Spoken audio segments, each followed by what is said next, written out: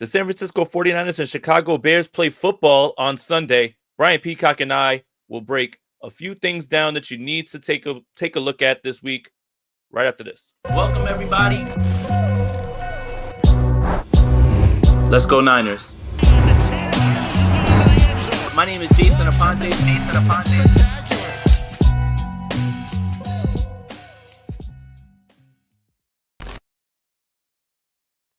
I'm Jason Aponte. That's Brian Peacock. This is Peacock and Aponte, or as the kids call it, the Picante Show. We had a week off because of Thanksgiving, but it's good to see you, buddy. Brian, how you doing, man? Doing fantastic. The 49ers are super weird, and they're always entertaining to cover, even when they're bad. And right now, they're bad. Can they turn it around? Can they prove that they are not bad against a team that also might be bad? It's a lower bar that the 49ers have to clear these days.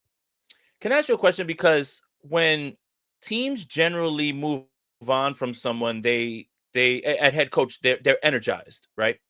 But the question that I'll pose to you is, if someone was already promoted from pass game coordinator to offensive coordinator and then head coach, has that juju worn off going into this game? I don't know. That's a good question. Can you have double juju from the same coach? It worked the first time. The offense did get better. It got a little different with Thomas Brown. He's well respected and he's well liked. And who gets to call the timeouts? Is the big question.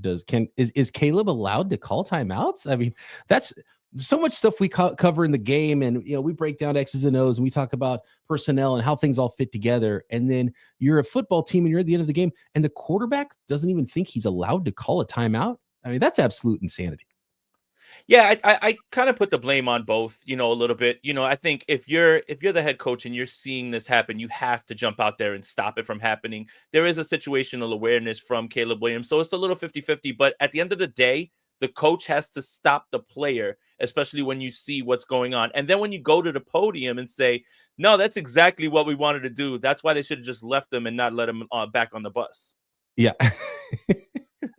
Yeah, there's plenty of blame to go around for sure, but clearly I think this was on their mind already, and maybe Eberflus was on a pretty short leash. But I don't know how you let a short leash coach draft the quarterback too. And for the Bears, they've done it 3 times in a row. So that goes beyond head coaching. That goes up to ownership. Yeah, 100%. I'll never understand when you draft a rookie quarterback, not giving him to an offensive mind. It boggles the mind for me. It has to be it has to be different situations, and it has to be a certain person, right? Like, you might be able to put it in the hands of somebody like Bill Belichick and be okay with that, but when you do it with John Fox and then you move on from Nagy and give it to Eberflus, it's just there's a disconnect with quarterback development, and the Bears have no interest in changing their ways, even though they still don't have a 4,000-yard passer in their entire franchise history. Yeah. I mean, you got to go back to guys that played before we were born to find a good quarterback, like Jim Harbaugh, and maybe who else potentially? Eric Kramer. Jay Cutler, I guess, is like the cream of the crop. He's a good quarterback. Yeah, hey, look, we need to have a whole other podcast about. Look, the guy may not have cared. The guy may have smoked his lungs away, but that guy can rip it when he wanted to. Honestly. I mean, speaking of low bars, though, for Bears quarterbacks. So Caleb Williams, let's go. We'll see who the new coach. Well, look, Kyle Shanahan this week, biggest story. We shouldn't bury this lead. Kyle Shanahan auditioning for the Chicago Bears because, according to Mike Florio, they should be trading a couple of first-round picks to find their new head coach in Kyle Shanahan from the 49ers. Yeah, and I should be in Sidney Sweeney's DMs trying to ask it for a date. I mean, that's what we're going ridiculousness. Do you have any extra first-round picks to give up? To Sidney Sweeney or to the 49ers? Yeah. That's all it takes, apparently. Oh, my goodness, man. So I want to start this exercise by just kind of talking about what we thought about this game when the schedule came out. And you look at, wow, the Bears have added Rome Odunze, Keenan Allen. They've already had DJ Moore, Cole Kmet. They add DeAndre Swift. You're getting Caleb Williams. You bring in Shane Waldron. And the expectation is this offense can't be any worse than it was last year, even though at times Justin Fields got, as someone, this is not my saying, but I'm going to use it. I'm going to not take credit for it. He got Eberflused out of some wins last season as well, too. And it did sound like DJ Moore didn't want him to go at all. But like from the outset, we kind of thought this game was going to be a little bit tougher just based on the personnel that they brought in, and that they already have a very good defense. And then you look up at their schedule and you look up at their record and you're like, well, that's not good. And they might be another year away from this. Yeah. It's, again, I got to go back to ownership, and ownership is the most important thing in sports. You're a Yankees fan, you know how important that is, right? On that side, we've seen how passionate ownership has brought championships to the San Francisco 49ers as well. And and I'm not saying that Jed York's less passionate. I am saying Jed York's less passionate than his uncle was. I mean, that's okay to say because his uncle was one of the most passionate guys. But a lot goes into it. But if you're shooting yourself in the foot from the guy who's in charge of all of it, that's it's a big problem. And when you look at the history of your franchise and you see something continue to happen, I think you know where to point if it keeps happening. Yeah, for sure. So this season, Shane Waldron takes over, and just has DJ Moore in hell, just running these like short routes to the outside. And to be fair, DJ Moore hasn't been giving the best effort all season. By the way, DJ Moore did not practice today, which you need to keep an eye on for tomorrow. And if he doesn't, his status is very much in doubt. And they're going to be down their top weapon, a guy who got 13 targets last week on Thanksgiving. So Waldron goes. They move to Thomas Brown as offensive coordinator from offensive pass game coordinator, and their offense changes. And I wanted to point out something real quick.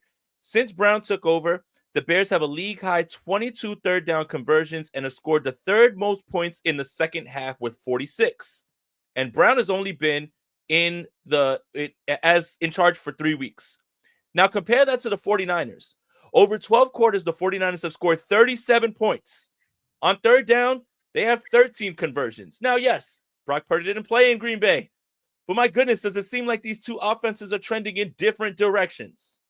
Are you setting us up for something here with this football game? And are you trying to say no lead is safe against the San Francisco 49ers defense? No lead is safe. And as far as it's been with Thomas Brown, the Bears are a second half team. That Lions game looked like it was going to get away from them in Thanksgiving, and they really turned it on. That's been the MO with them. And there's other stats to back up their offense. I just want to talk about second half. One team continues to taper off and lose leads. One team is throwing themselves back into these games and getting themselves back into these games. Is that a recipe for disaster? I don't like the recipe for sure. I don't know if is it one of those recipes where my wife makes chocolate chip cookies and for some reason she doesn't like chocolate chip cookies, so she'll make a batch of cookies and you're like, there's no chocolate chips in these cookies. There'll be like one in each cookie. I'm like, dude, can you take the bag, make half with double, and then make your half with no chocolate chips, right?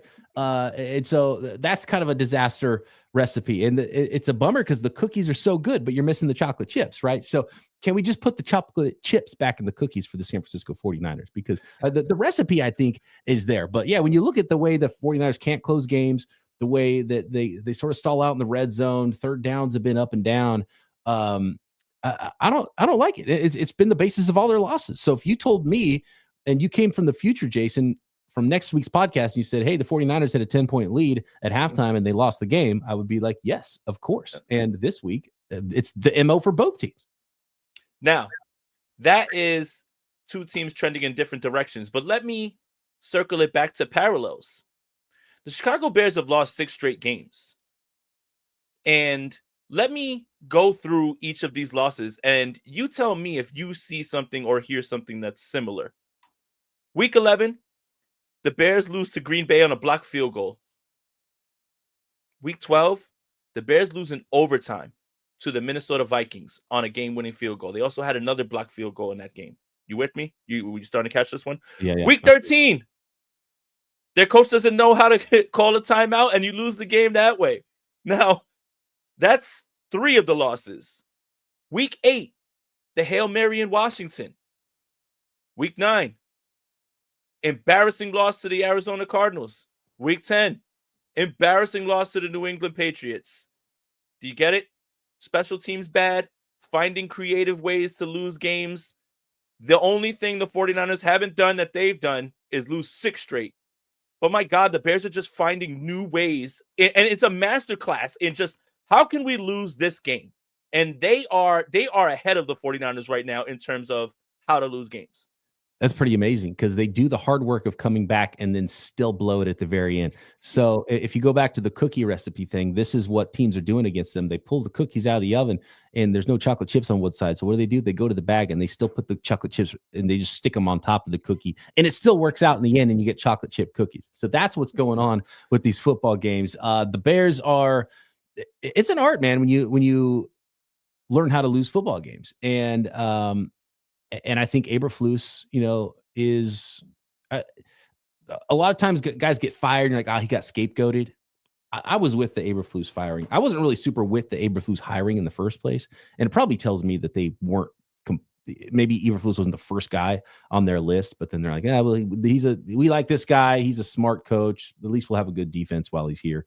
And if the defense starts losing you games, and you got to go, man, you got to go. So, we'll see what they end up doing. But they're a disaster football team because it's hard enough with a rookie quarterback. And then if you can't get things like game management right, and you've got to help out the rookie quarterback in those cases. So I definitely put it on the coach. When you get field goals blocked, I mean, the 49ers know special teams debacles just like the Bears do, right? But the Bears, it's been even worse with the way it's been artistic the way they've lost some of these football games. Like amazing. That game that Eberflus got fired, if they would have just lost the game by the same score and it ended differently, it wouldn't, even if that happened in the first half, at the end of the first half instead of the end of the game, he'd still have his job right now. Mm-hmm. That was one of the most baffling things I've ever seen. It was like, wow, this game is really good. You're watching it. You're like, you didn't even give yourself a chance to do anything at the end. You just like unplugged your controller. And it's just unbelievable. It's stuff that just flat out cannot happen. The Niners have screwed some things up, but they haven't screwed it up that bad. Yeah, and it's like that meme, bro's just frozen. Like that's what it was like with Eberflus. And I agree with you. When I look at your team and I look at what you're good at, if you're a defensive coach, I expect your defense to be good. If you're an offensive coach, I expect your offense to be good. When the thing that you're supposed to be good at isn't doing it down the stretch, and I've got defensive stats too as well, because I have to correlate it with, the last 3 weeks, and I want to do that with the 49ers, and obviously there's context to all that, and trust me, I got more here. Like this is either you're going to be encouraged by these things that I go through, or you're going to be very nervous about this game, and that's the point, is that these two teams are so up and down, like disaster class right now, that it's just, but the way that they're losing these games is just, it's almost like they put their hand in a hat, pull out a piece of paper, and it says, or it's like, have you ever watched Impractical Jokers? Worst show of all time. Okay, well, fine. I'm not a big fan of it either, but it's like that meme where they're like, now don't call a timeout, Eberflus, and they're all just laughing or whatever. Right. Like it is here. Yeah. Like it felt like that move. And again, I think you hit the nail on the head.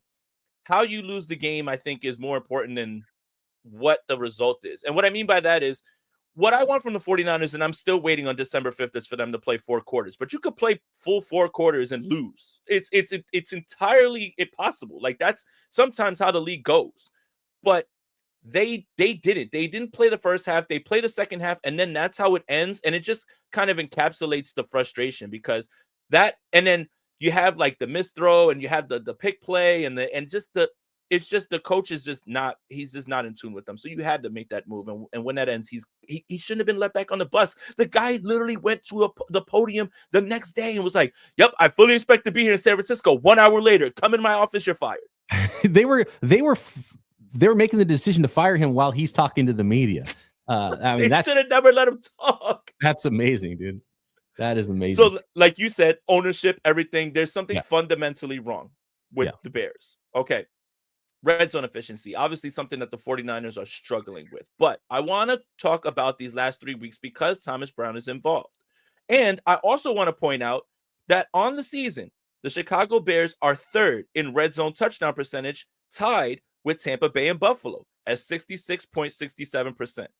Now, this last 3 week stretch, the Bears are sparkling in the red zone. 83.33% touchdown red zone with Thomas Brown calling the plays. A lot of that has to do with Keenan Allen playing well. A lot of that has to do with DJ Moore as a dog, and DeAndre Swift been playing well. Turn it to the 49ers, 27th in the NFL, 48.89% touchdown percentage, right in between those offensive juggernauts, the Tennessee Titans and the Las Vegas Raiders. Over the last 3 weeks, the team has actually been better, 57.14%. That's good, right? What is it? I think that's boosted by the Green Bay game because you went 1 for 1. That's 100%. You got to take your wins where you can get them with now. But here's what's scary. San Francisco's red zone numbers increase on the road. 52.63% touchdown percentage on the road, 46.15 at home. And Chicago's better away as well. 75% touchdown rate away, 60% at home. Where's this game played, Brian Peacock? I can't remember. Jason, I thought I was going to come onto this podcast and feel better about the 49ers' chances than what's going on.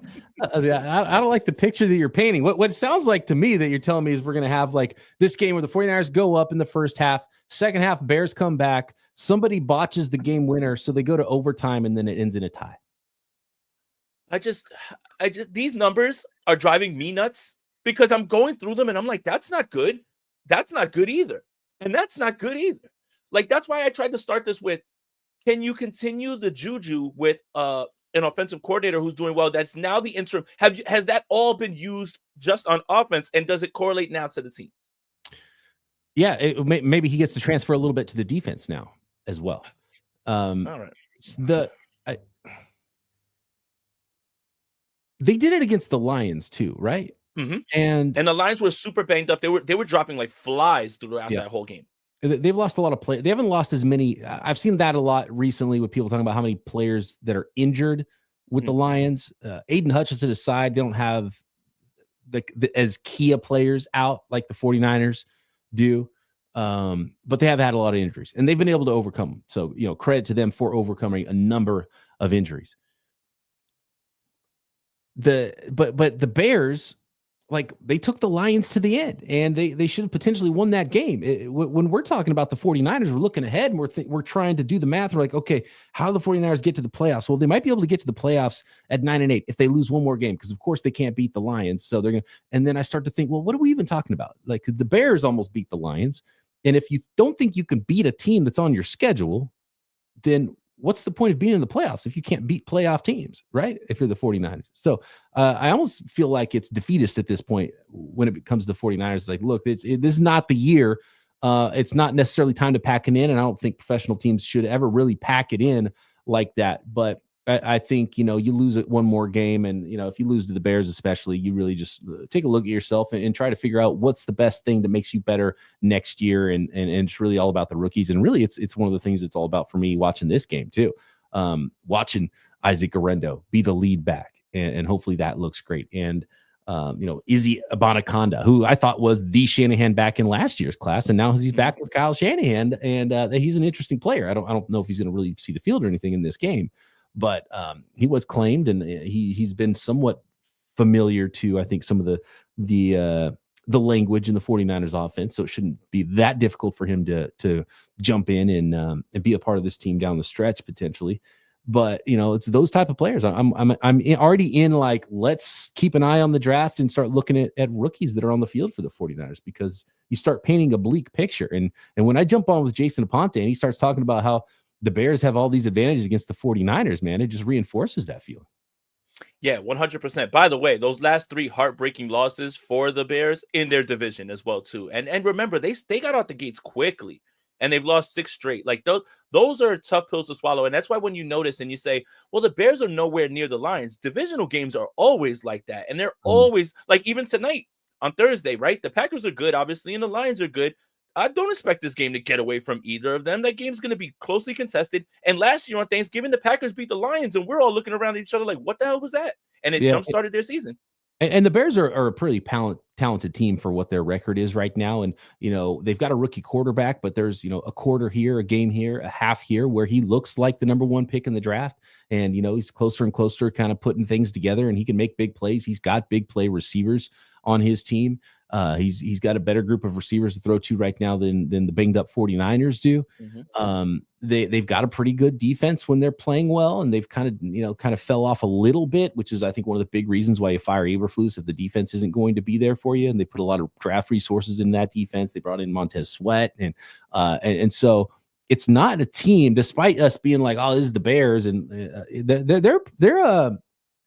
they're a better team, I think, than their record. I think the 49ers are a better team than their record, especially in the first half of the season before the injuries really started to mount. So it's not like this is a cupcake football team. This isn't like the Bears from a few years ago that were completely rebuilding. They're a talented football team.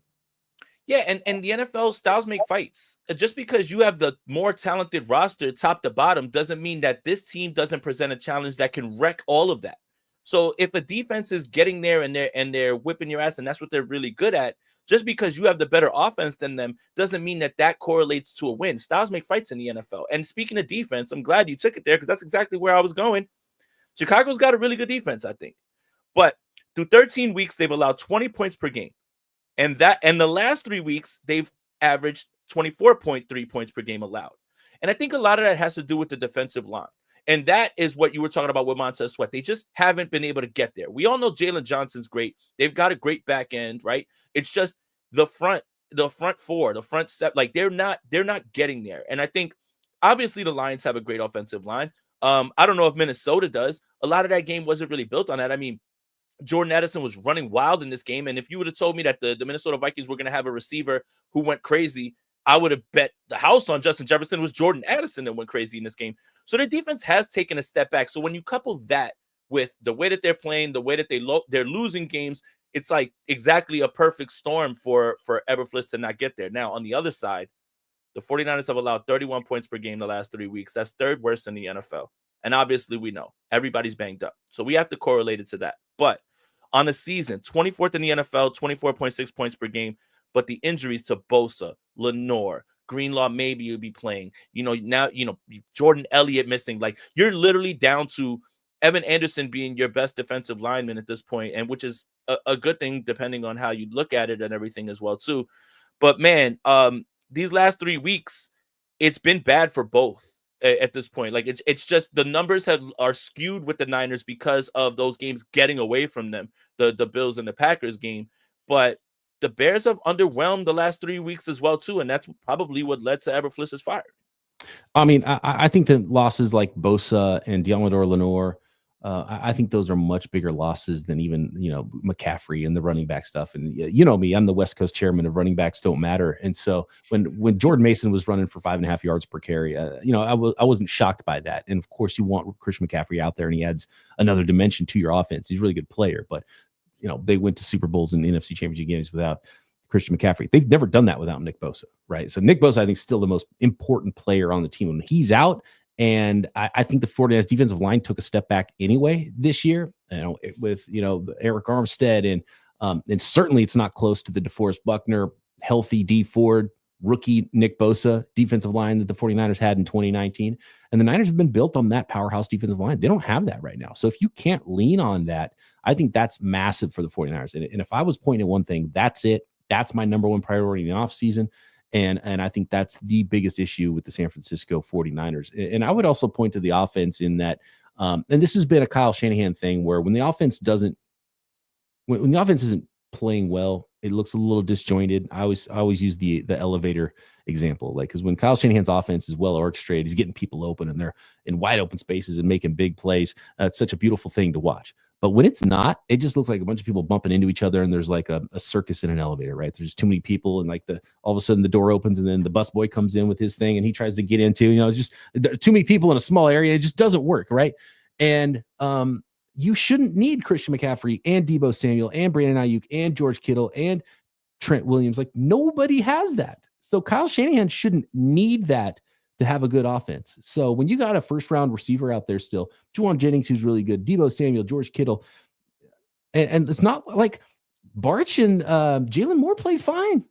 Like, they weren't the problem for the 49ers. So I started to look at Kyle, and I'm like, okay, Kyle, like, you're the dude, you're the genius. Like, let's go out there and score some stinking points, right? And I kind of felt that way about the Super Bowl, and I understand. I didn't have a problem with Steve Wilkes. If you think you can get a better defensive coordinator, then let him go and find a better defensive coordinator. I feel the same way about Nick Sorensen. I'm not going to scapegoat him, but you want to bring back Robert Saleh? Hell yeah, let's go. Let's do that. Be better. And so that's kind of my thing with Kyle Shanahan and the way this 49ers team is going. I don't care what it is. I don't care what you point to. Be better. You be better. Everybody be better, because the 49ers should be better right now. And you shouldn't need all of the Avengers to be good on offense. And I think Brock Purdy is a really good quarterback too. And so I'm not putting it on Brock either. So there's nowhere else to put all of this except for Kyle Shanahan to me. And that's not to say he should be gone. It's just to say, Kyle, you're good. You could be great. Look in the mirror, find out this offseason, do some soul searching, take a couple weeks off, put some Just for Men in your beard, and find out how to be great. And stop giving the ball to Kyle Juszczyk. I mean, I'm sorry. I didn't mean to say that. I would not be upset with a post fullback world. I got to be honest with you. Yes. I think that's the next evolution of this of this offense is getting away from that. It's just like, I understand the importance of the blocking. I understand all of that. But the play call, obviously, the play call I'm talking about. It's like, oh, it was the right play call. Well, my pushback on that is, yeah, if it scores, it works. But if Isaac Guerrero fumbles the football, you're not saying, why didn't you give it to Kyle Juszczyk? When Kyle Juszczyk fumbles, you're like, why didn't you give it to anybody else? I just don't understand that part of it. Yeah, Kyle's always kind of been that. It was like, I'm not an X's and O's genius, and I'm sure as heck not going to pretend like I could call plays in the NFL or know exactly what the play call, what the verbiage should be that Kyle Shanahan's spitting out of his mouth. But zooming out and bigger picture ideas, the Super Bowl in 2019, perfect example. It was like, oh, it was the good play call, right? But it got batted down at the line of scrimmage. It was like, it was an RPO. The only bad things can happen if you throw the ball right now. Run the ball. Don't call an RPO. Call an R. You know what I mean? Because then it can't get batted down. It can't get intercepted. The clock cannot stop. Run the ball. Call an R. Don't call an RPO, even though it's a good play. The Trey Lance injury, right? It's like, sure, that play belongs in the playbook, but do you really need to be running your quarterback on 2nd and 8 in the first quarter of the week 2 game? It's when it's called, Respect QB bash, man. Respect. Right. So it's kind of that. It's like, I'm not saying some plays don't belong in the playbook or they're not good plays, or maybe they could have worked in that spot. It's more of a zoomed out idea of like, okay, where's your head out here? Why are you running it when you should pass and passing when you should run in certain situations? And, that's oversimplifying it. And I don't want to get in a fight with the film watchers out there and the real deep X's and O's guys, because I'm not that. But there's some pretty obvious times where it's like, what are we doing here? Can we nix the fullback stuff? Because even people used to really shit on Jimmy Garoppolo for some of the throws to Kyle Juszczyk. I'm like, dude, Kyle Juszczyk looks like a toddler out there backpedaling when the ball's in the air. And it's like, I know he's wide open and he should hit him with the football, but if it's a wide receiver, they probably just keep running and make the catch over their shoulder. But Kyle Juszczyk's a fullback. It's like, he's really good receiver for a fullback, which means he's the 9th best receiver on the team. Mm-hmm. That's exactly my point, right? Like, if Guerrero fumbles, you're not saying, why didn't you give the ball to Juszczyk? Like that was and everyone's like, it's not a cute play call. I was like, it was a super cute play call. Like, especially when you had to have it. Like, what are you talking about? It's absolutely cute. And more specific, okay, how do you get away from a fullback? Because you still want that advantage. Okay, well, let's lean more toward an H-back. Let's find a guy who's maybe a really good receiving tight end who can block, who will hit you, who can play inline tight end. You could flex him out. You can put him in the backfield. Find that type of player who gives you a little bit of looks. And maybe he can be in the backfield a few times a game. You've got some big running backs. Put Christian McCaffrey next to Jordan Mason. We've seen Washington's had a better offense this year than the 49ers. And we've seen Brian Robinson Jr. next to Austin Eckler in the backfield. I just think there's a lot of ways you could do this. You can put Debo in the backfield a little bit. There's a lot of ways you can get an advantage with your personnel, look like 21, not being 21, but still being 21, and not have a fullback. And you can be put a more versatile.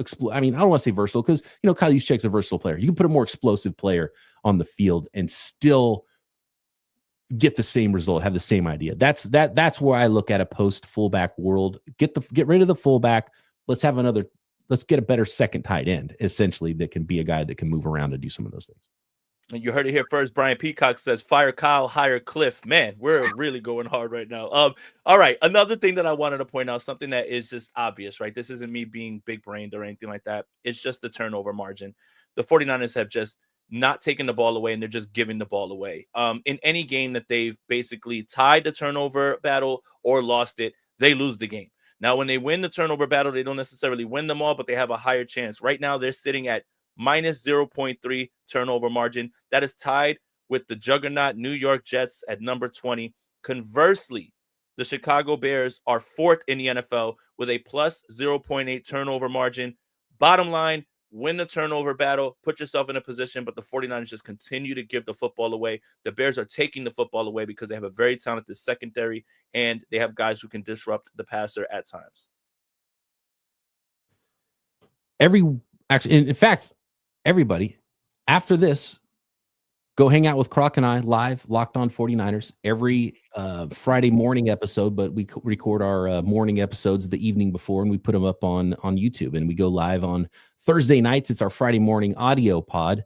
That'll be in your feeds first thing tomorrow morning on the audio podcast side, but on YouTube, we go live. So we're going to go live tonight at 5 p.m. And we do Keys to Victory every week. It's our last podcast of the week before the game. And we kind of made the decision. We're like, okay, let's not talk about be healthy every week, not talk about turnovers every week, because it's obvious and you should already know, and it's so important. But then sometimes it's so obvious that it's like, look, let's just peel it back to the basics here. You can't give away the football. And when a team tries to give away the football to you, you got to take it, right? And it's so important. It's such a fundamental. And this is one of those weeks where it's almost like, okay, well, let's remind everybody that it's still the number one key to victory every single week. And we usually don't say it. You got to say it. Turnovers. Win the turnover battle. Stop giving the football away.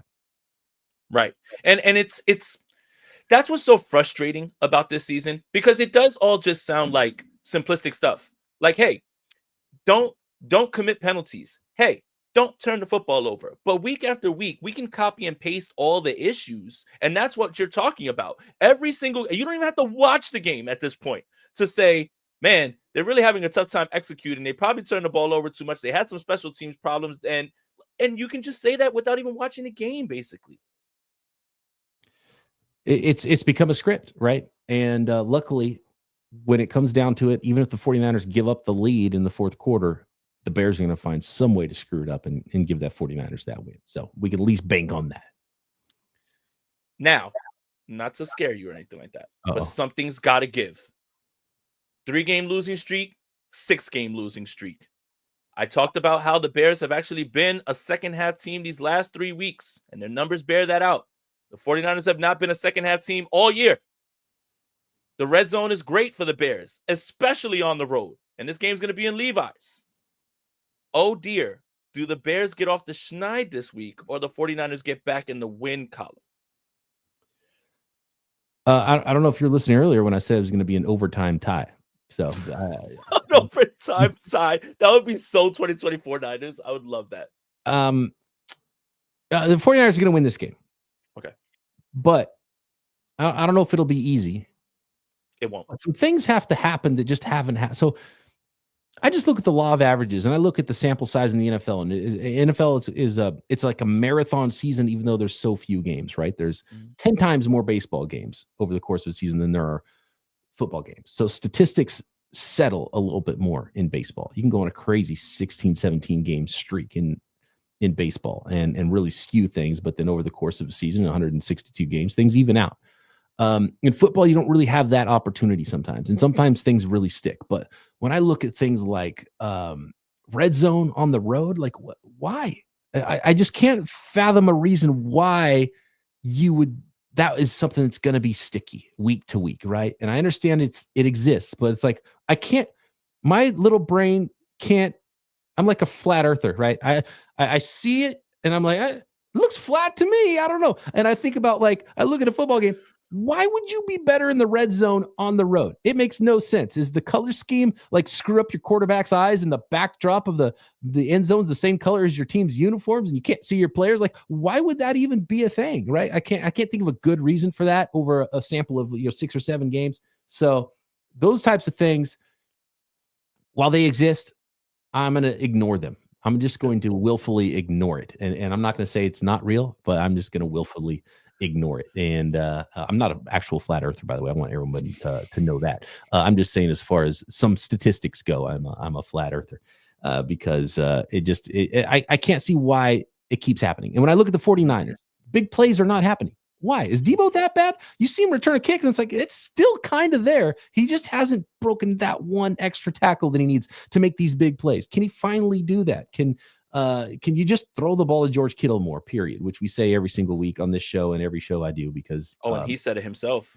And yeah, and that's another thing that Kyle needs to be like, oh, right, okay. Yeah. And so big Kittle game coming. Squeaky wheel. Debo's gonna break one. Garendo's gonna break one, but he might miss a block and pat protection, and then Patrick Taylor comes in and replaces him and he gets benched. I don't know. So watch out for that one. But he might make a big run before that happens. There's been so many things that's like, can it really keep happening? And maybe the earth is round and it just does keep happening. We'll see. Well, all right. The thing is I like pointing out this stat because I, did this deep dive for the article that I wrote on NinersNation.com. By the way, guys, if you want to check it out, I added some more stuff in there as well too.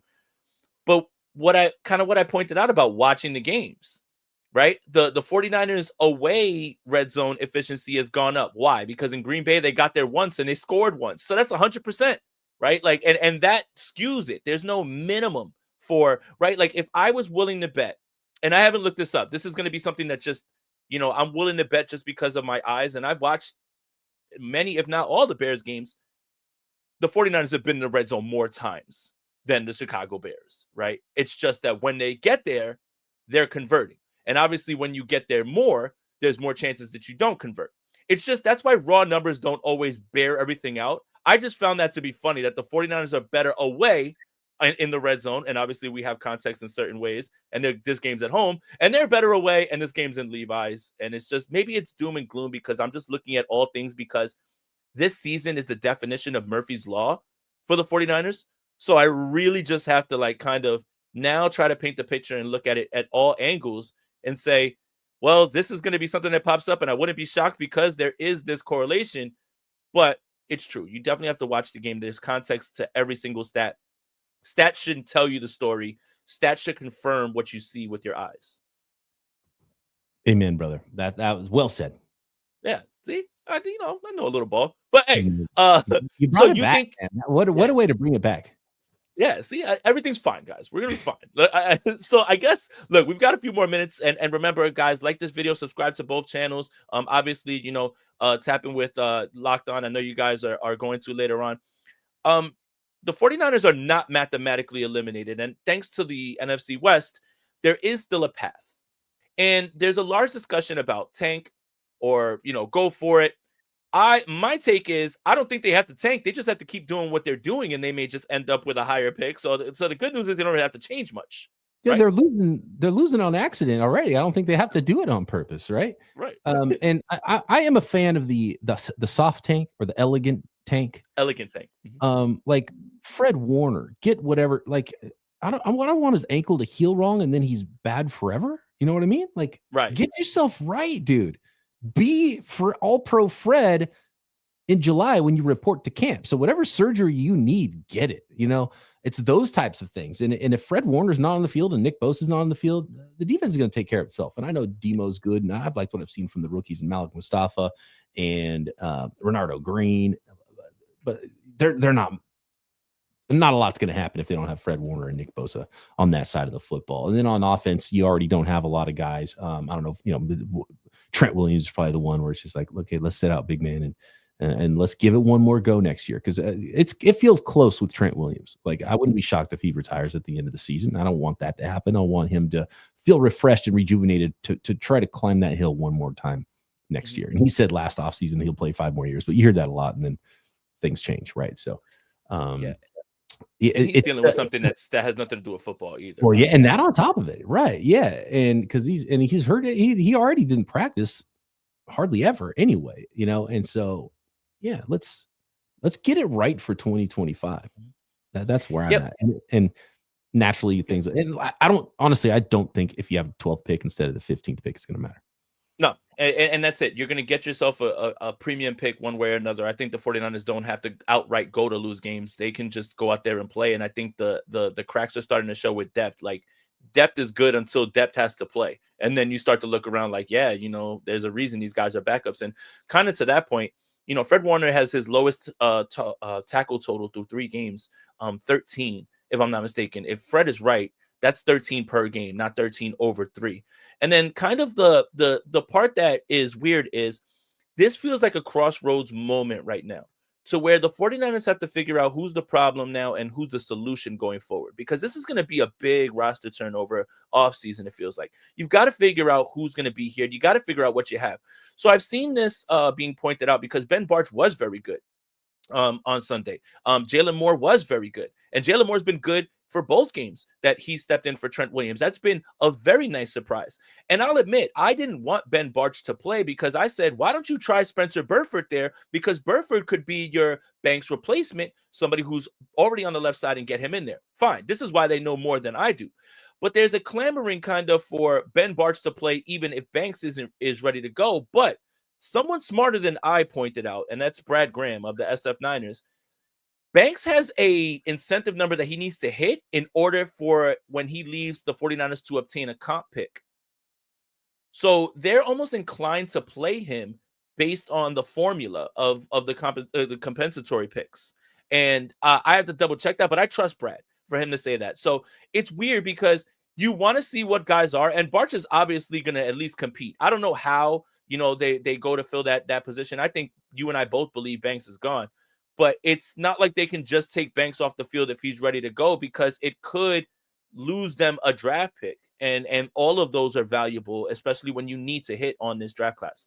Yeah, I mean, I don't think Barch is so awesome that you have to bench a healthy Aaron Banks at left guard. Now, if you want to talk about maybe Barch scoots over and plays center, maybe we're talking there, right? Because he's the backup center as well. But I've never heard that about comp picks. I thought comp picks were as long as you've been on the team long enough, and then it's what your contract is at the next offseason. I didn't know that there was somewhere, because like Banks has been on the team for 4 years. I know he didn't play during his rookie season. It's kind of, and I think that's what it is the snap share and everything as well too. He's on the roster. That wasn't like he was on the practice squad or anything. I have to definitely check that out or whatever. But I trust Brad. Like I trust him. I wouldn't. I don't think he would just say that out of nowhere. But yeah, we should definitely double check that. But the other thing is in the same lane, I've seen enough of Jake Brendel. Can we see Zakel or Nugent? Like at this point, like I understand that you still have to have someone to protect Brock, because you don't want Brock to get further injured if, let's say, someone comes in and they make a big mistake and he takes this huge hit. But how much worse can it be than Jake Brendel? By the way, Jake Brendel was actually okay on Sunday. Like I just want to make sure I say that. Yeah. Brendel's a guy that's like, okay, you got to find a center. Kyle I don't think wants to play a rookie center anyway. So it's not like you're going to go to the draft, I think, and draft like a first or second round center and plug him right in immediately to start. Mm-hmm. So who would be the starting center next year if they moved on from Jake Brendel? That would be a big question. And, Drake Nugent might be that guy. Ben Barch might be that guy. So let's give him a look down the stretch here. I think that's part of like the elegant tank is like, in some ways you might not be worse, and you'd be getting a look at guys, because Dominic Pooney might have made his first start instead of Barch, right? Mm-hmm. At left guard, because if Spencer Burford didn't get hurt, would Pooney have ever gotten a chance to go in there and play and start games and be the guy? You think he would have, that talent would rise to the top, but sometimes they don't get that opportunity. We've seen it a lot of times, especially with Kyle Shanahan on the offensive side of the ball. And I think Chris Forster really likes veteran players too. I think that's pretty clear as well, because even with Burford, he didn't really want to plug him in there, and they haven't tried to draft somebody early to come in and compete with Colton McKivitz at tackle either. And so, and Pooney wouldn't have gotten the shot he got without injuries in front of him. And so I think it's a good time of year and a good way for the 49ers to get a look at guys. And you're not necessarily tanking. And who knows, maybe Drake Nugent's better in his prime than Jake Brendel was in his prime. Right. And just two other players that I want to see a little bit more of, although he was out there a lot, Ricky Pearsall and Jacob Cowing. Like let's start to get this thing rolling so you can figure out what you're going to do in this draft class. You need to figure out if you're confident now, because you don't have to take a first round wide receiver, and you could have had Ladd McConkey, whatever. We can do the what if thing all the time with the draft and as well too, but you've got to get these guys on the field. And I think the issue with that is it comes at the expense of Deebo Samuel. And I think that's the part that is hard for people to stomach a little bit. I mean, Pearsall's already out there. No, he is. You just got to call his number. And I mean, George Kittle too. Like, come on, they're just getting their cardio in right now. Let's feature them throwing the ball. Cowing is a little bit more difficult, but at the same time, he should exist, right? And so he's been hurt. And so if he's healthy, yeah, get him on the field, dial up some plays and keep Debo fresh, keep Pearsall fresh, keep Juwan Jennings fresh, and throw him in for a series or just a couple of plays or here's one play. We're going to get it to 19 and see if he can do something because we're going to utilize his speed because the 49ers do lack some speed on offense at times. And that should be super easy. And I don't know why that part of it has been so difficult. And it's really insane for your first round wide receiver to be out there running 63 routes and have 0 catches. And you can run it 3 times. And like, what's he even doing? Like, what's the point of having him on the field? Yeah. So let's do this because you have 5 minutes. All right. So let's do this.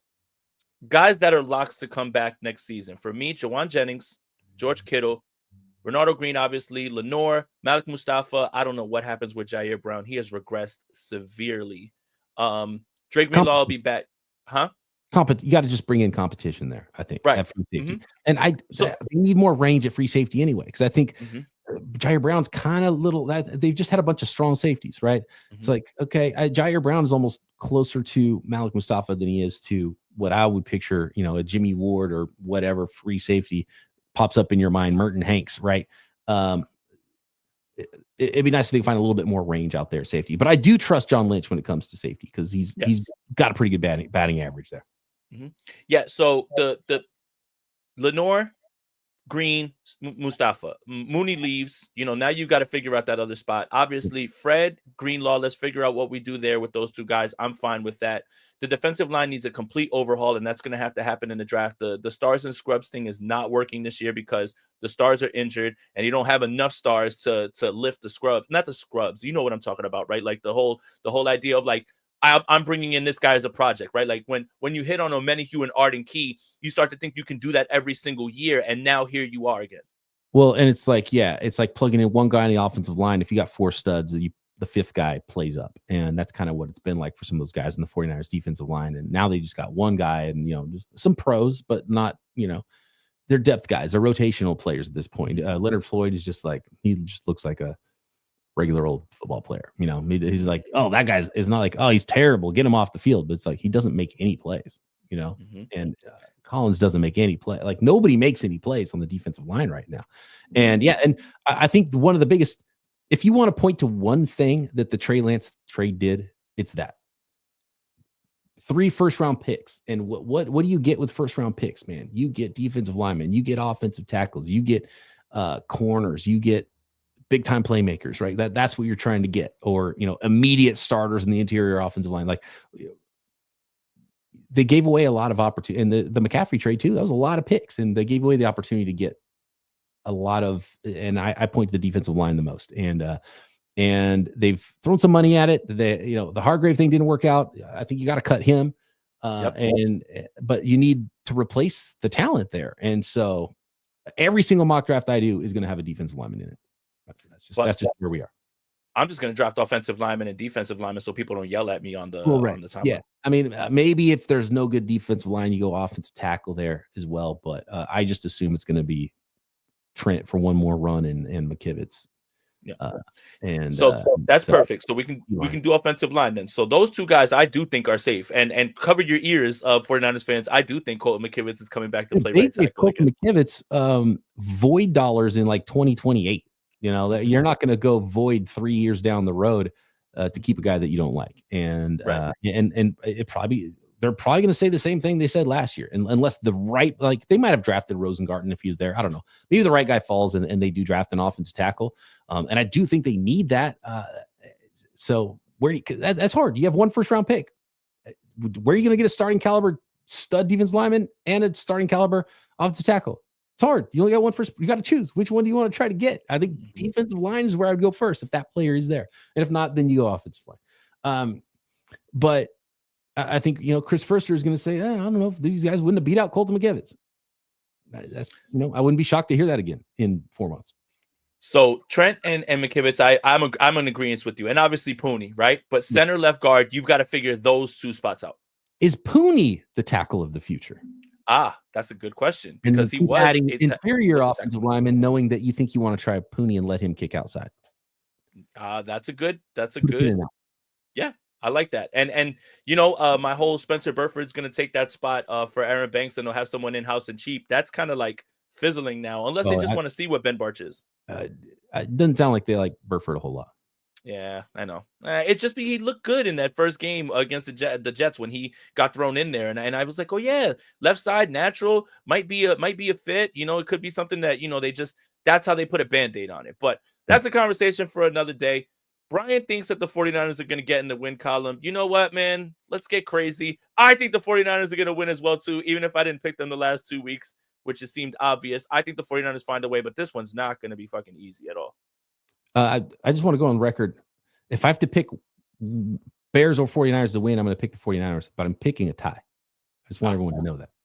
If the tie happens, then you know who to blame. Get your pitchforks out. Oh, thank you guys for tuning in. Make sure you guys like this video, subscribe to both channels. Brian's going to be on Locked On 49ers in a few minutes. And enjoy the rest of your Thursday. And thanks again, Brian. And we'll see you guys next week.